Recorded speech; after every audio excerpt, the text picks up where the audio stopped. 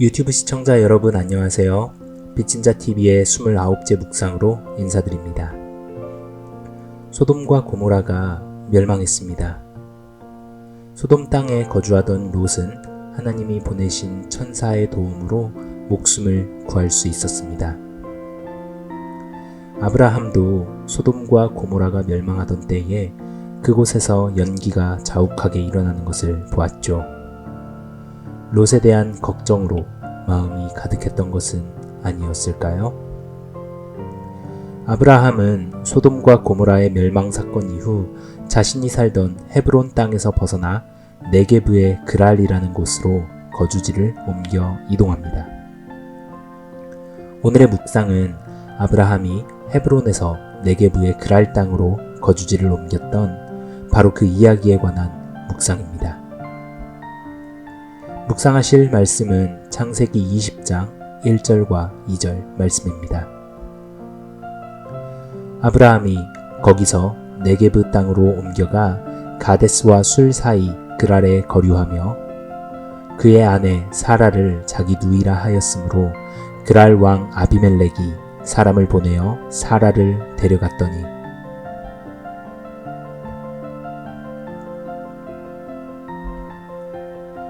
아브라함이 헤브론에 살던 곳을 떠나 네게브의 그랄이라는 다른 땅으로 이주하여 이동합니다.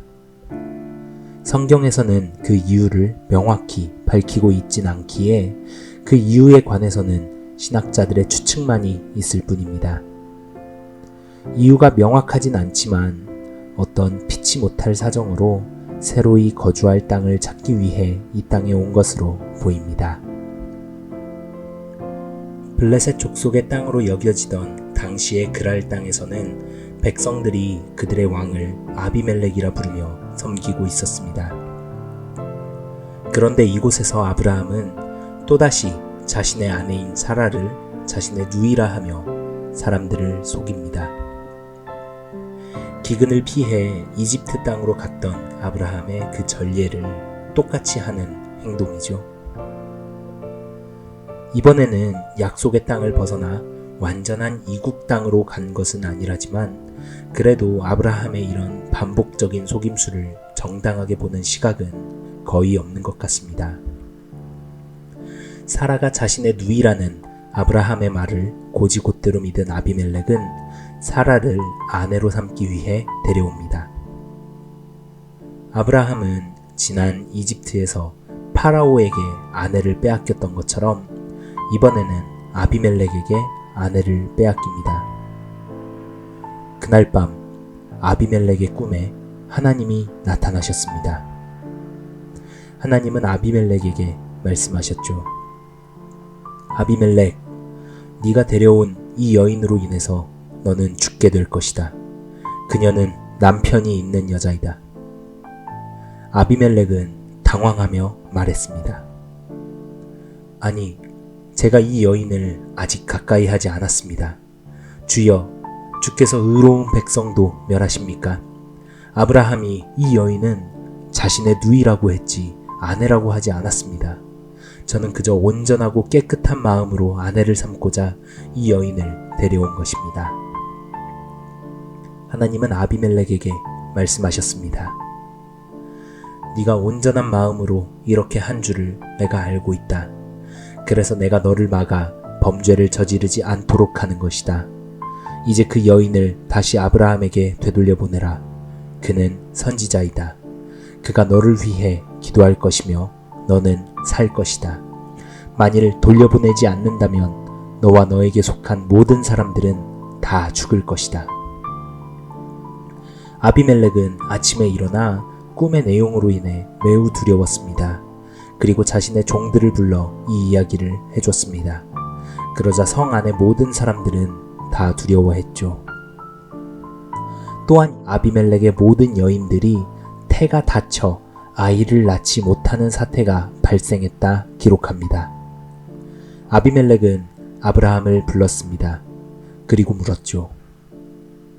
아브라함이여, 그대가 어찌하여 나에게 이런 일을 행하는 것이오? 내가 무슨 잘못을 지었다고 나와 나의 다스리는 땅을 죄에 빠뜨리도록 하는 것이오? 당신은 합당하지 않은 일을 나에게 행하였소. 어째서 그런 것이오? 아브라함은 아비멜렉에게 대답했습니다. 이 땅은 하나님을 두려워함이 없는 땅입니다. 사람들이 아름다운 나의 아내를 빼앗기 위해 나를 죽일까 그런 말을 한 것입니다. 엄밀히 말하자면 나는 거짓말을 한 것도 아닙니다. 사라는 정말로 나의 이북 누이이기도 합니다. 이후 아비멜렉은 아브라함에게 사라를 돌려보내며 소와 양을 비롯한 많은 재물을 건네주고 또한 아브라함이 자신의 땅에서 걱정 없이 거주할 수 있도록 배려해 줬습니다. 아브라함도 아비멜렉을 위해 기도해 주었습니다. 이에 닫혔던 아비멜렉 집안의 태가 다시 열려 출산이 이루어지기 시작했습니다. 오늘의 본문 창세기 20장의 이야기입니다.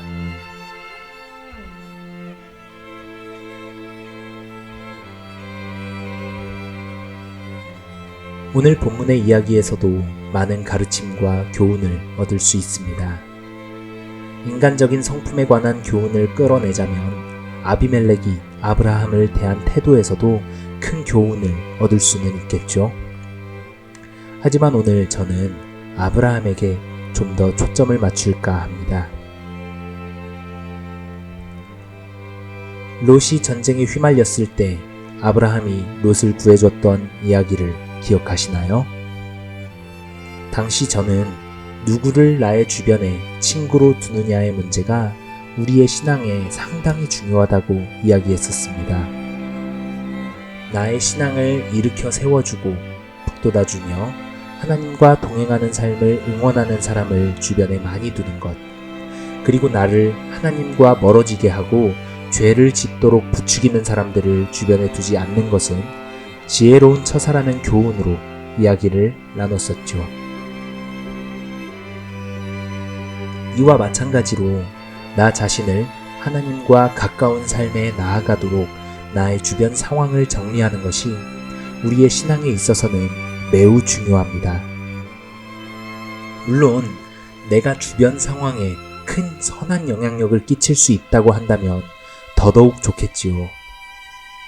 하지만 우리는 상황을 주도하는 사람들이라기보다는 상황에 휘둘리는 연약한 사람일 경우가 너무나도 많습니다. 먼저 우리는 우리의 나약함을 인정해야 합니다. 오늘의 아브라함은 자신이 살던 헤브론의 마므레의 상수리 나무가 있는 곳에서 다른 곳으로 거주지를 옮기고자 합니다. 그런데 그 새로운 정착지에 대해서 아브라함은 이렇게 평가합니다. 하나님을 두려워함이 없는 곳. 아브라함이 만일 하나님을 두려워하고 경외하는 사람들이 있던 곳으로 거주지를 옮기고자 했더라면 사라가 자신의 누이라 말하며 목숨을 부지하기 위한 거짓말을 할 필요가 있었을까요? 우리는 지난 시간 아브라함의 믿음에 대해서 굉장히 높은 평가를 내렸습니다.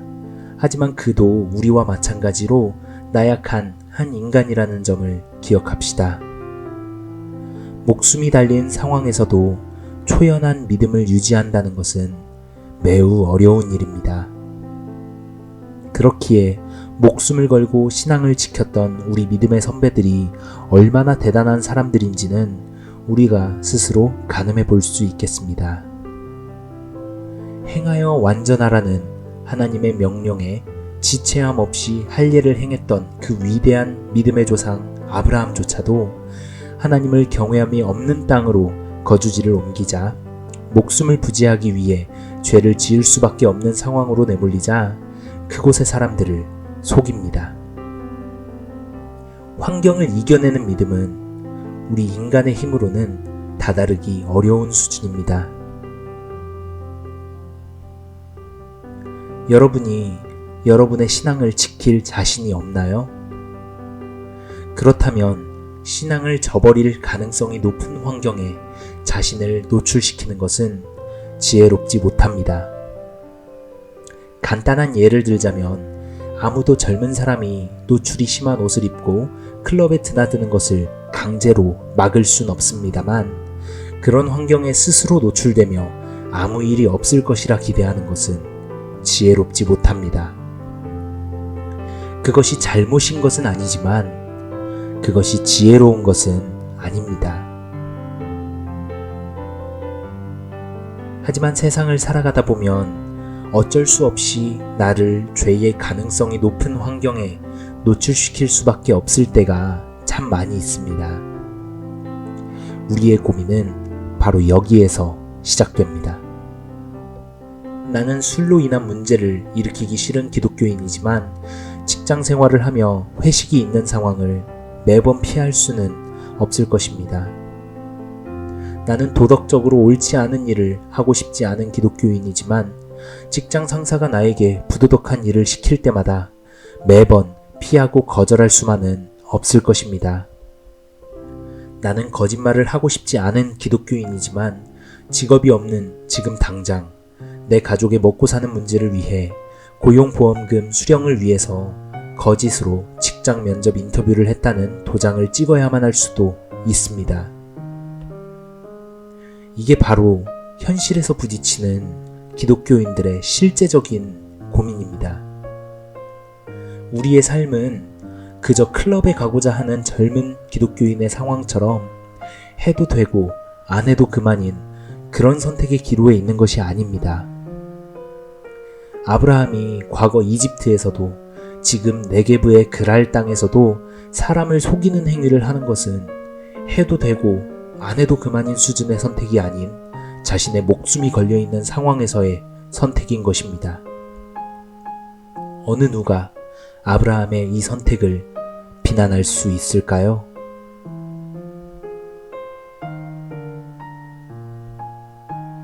우리는 이렇게 죄를 짓도록 강요받는 세상에 살아가면서 우리의 의로운 심령을 상하곤 합니다. 마치 소돔과 고모라 땅에서 살아가던 롯의 심령처럼 말이죠. 무법한 자의 음란한 행실을 인하여 고통하는 의로운 롯을 건지셨으니 이 의인이 저희 중에 거하여 날마다 저 불법한 행실을 보고 들으므로 그 의로운 심령을 상하니라. 로마서에서 말하는 바울의 고백처럼 우리는 속사람으로 하나님의 법을 즐거워하지만 죄의 법이 우리를 사로잡고 있는 이 상황에서 스스로를 공고한 사람이라 여기며 살아가는 나약한 존재가 바로 우리 그리스도인이라는 것입니다. 하지만 이렇게 하나님을 경외하고 두려워하는 사람이 없는 땅에서 아브라함이 나약한 선택을 할 수밖에 없을 때, 그리고 그 선택의 결과로 아내를 빼앗기게 되었을 때 하나님은 이런 심령이 상한 아브라함을 그냥 내버려 두지 않으십니다. 하나님은 반드시 그 백성의 삶에 개입하시는 분이십니다. 우리가 죄의 환경을 이기지 못하는 스스로의 나약한 모습을 보며 눈물 흘리며 내렸던 부족한 선택을 회개할 때 하나님은 반드시 그 삶에 개입하십니다.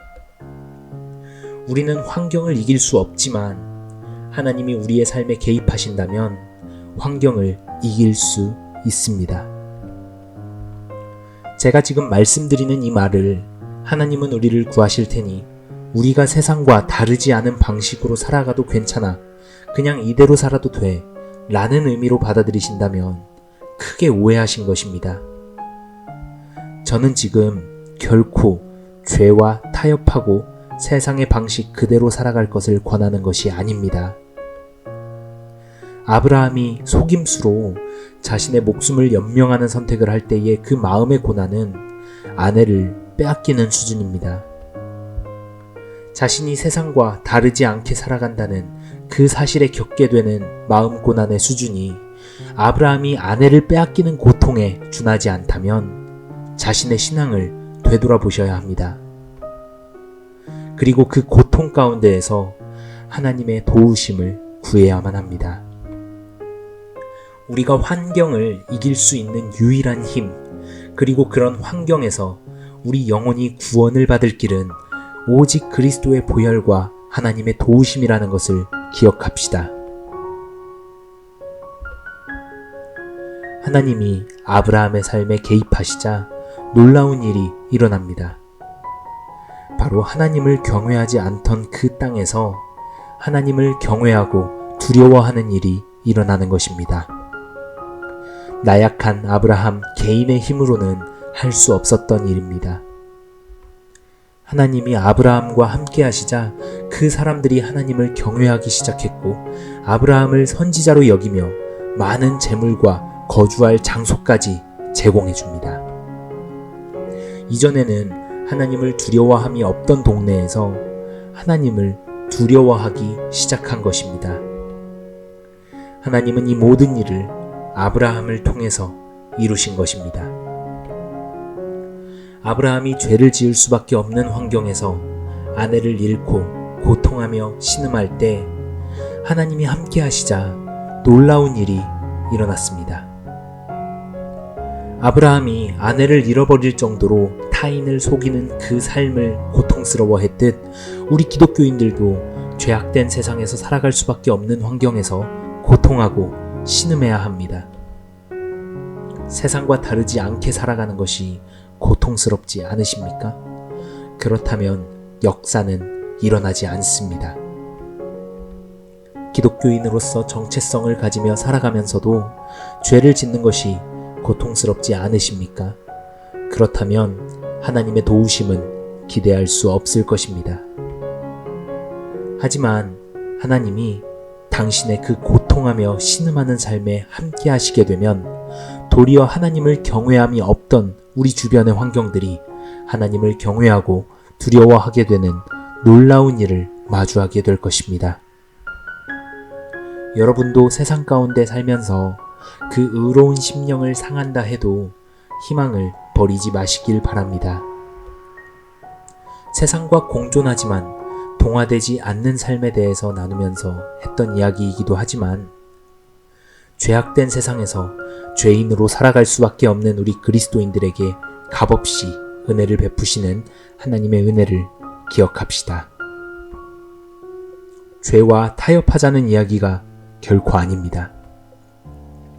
아브라함이 거짓말로 목숨을 구하는 부끄러운 선택에 겪는 아내를 빼앗기게 되는 그 아픈 마음, 롯이 소돔과 고모라의 사람 중에 거하는 부끄러운 선택에 날마다 불법한 행실을 보고 들음으로써 의로운 심령을 상하게 되었던 그 아픈 마음, 그 아픈 마음을 우리도 가져야 한다는 것입니다. 세상과 공존하는 기독교인이 세상과 동화되지 않으려 치열하게 살아가지만 매번 실패하는 모습, 그리고 거기에서 심령이 크게 상할 수밖에 없는 현실, 그런 우리를 구할 것은 오직 예수 그리스도의 보혈과 오직 하나님의 도우심임을 다시 기억하고 쓰러지고 넘어지고 실패해도 다시 거룩한 삶을 살아가고자 일어나야 하겠습니다. 넘어지더라도 다시 일어나 도전하기를 거부하지 마세요. 넘어질 때마다 마음을 아파하고 괴로워하세요. 그렇다면 아브라함을 도우셨던 것처럼, 롯을 구하셨던 것처럼 하나님이 당신의 삶에도 개입하실 것이고 환경을 이겨내는 기적이 일어나게 될 것입니다.